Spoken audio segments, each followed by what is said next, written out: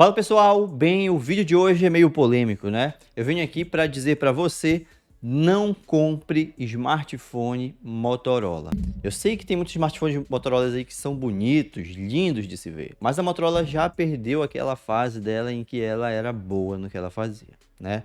Para quem pegou a época do Moto G1, Moto G2, até Moto E1 e E2 também teve muita gente que gostou. Eu inclusive gostei muito de utilizar o Moto G2, né, vai saber que a Motorola veio de uma época muito boa, onde todo mundo queria utilizar um Android mais puro possível e tinha essa opção, né, já que você comprava o smartphone já praticamente com Android puro.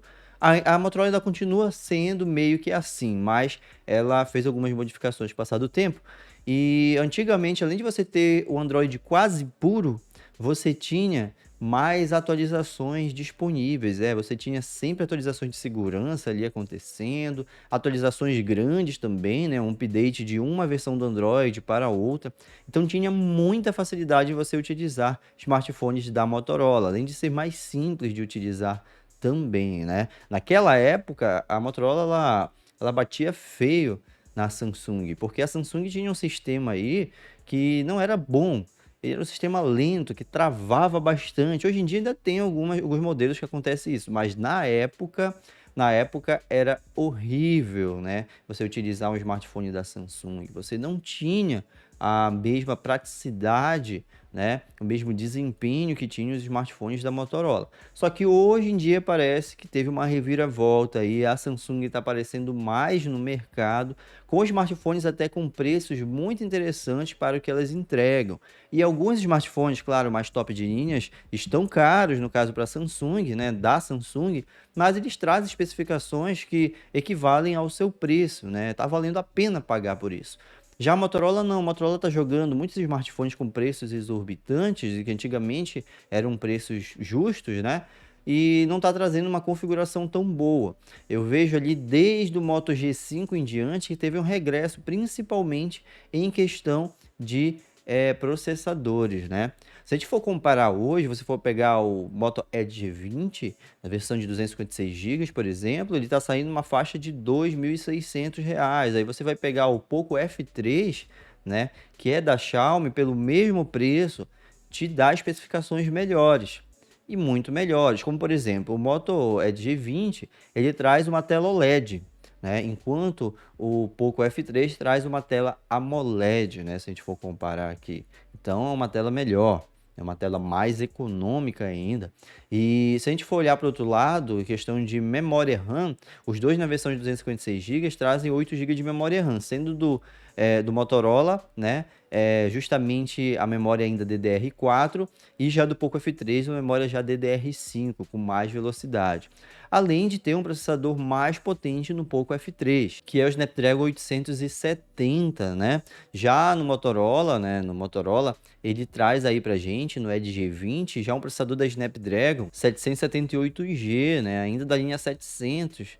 Então a gente percebe que já é um processador aí de há praticamente 2 anos atrás, né? Já não é um processador mais tão recente como o processador que vem no Poco F3, que por mais que seja um processador daquela época, era um processador top para a época. E hoje em dia está valendo a pena ainda, né? Você comparar. E aí você pega aí, os dois estão batendo quase o mesmo preço, só que o outro entrega especificações melhores, né? Mais de 500 mAh a mais de bateria o Poco F3 tem do que o Edge G20 da Motorola, correto? Então, assim, é interessante você olhar por esse lado aí. Pegue qualquer smartphone da Motorola hoje em dia e compare. Pegue os preços, mas também as especificações, tá? Primeiro, antes de fazer a comparação, pegue o smartphone e as especificações dele e compare com de outras marcas, né? E aí você verifica as especificações, quais são as melhores. Ah, mas o Edge G20 entrega 108 megapixels. Sim, em câmera ele pode ter um sensor ali que entrega mais megapixels, mas muitas vezes, né? A quantidade de megapixels não quer dizer qualidade. Então você tem que se atentar ao próprio sensor. Qual sensor é utilizado ali, né? Então você tem que se atentar a isso. E fora que você comparar somente em câmera e aí você esquecer do resto do processador, porque aquela câmera precisa de um ótimo processador para processar a imagem e te entregar uma imagem de qualidade boa final, né? Que muitas vezes um outro smartphone de 64 megapixels com um processador melhor consegue te entregar um processamento de imagem muito melhor e renderiza muito mais rápido seus vídeos também. Então você tem que olhar por esses dois lados aí, né? Ou você prefere ter menos bateria e ter uma câmera melhor do que verificar se muitas vezes a quantidade de megapixels, como eu havia dito, não é de fato o que vai te dar um resultado ótimo final de câmera, né? De resolução, de qualidade, melhor dizendo. De resolução ele dá, mas de qualidade, né?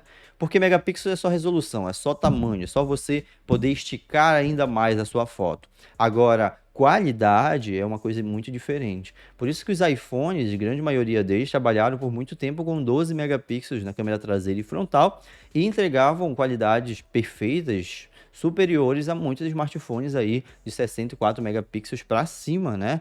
Então a gente pode olhar por esse lado. Então, assim, a Motorola, infelizmente, ela tem andado passos para trás, né?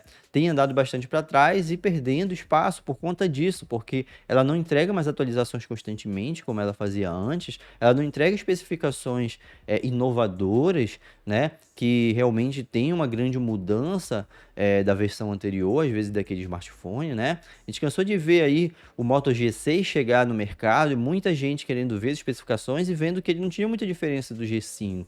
A diferença era pouca, não era gritante. E aí você pega um Moto G7 da Motorola e ele também não tem muita diferença. Aí você pega o Moto G8 e o Moto G8 tem as mesmas especificações do Moto G7.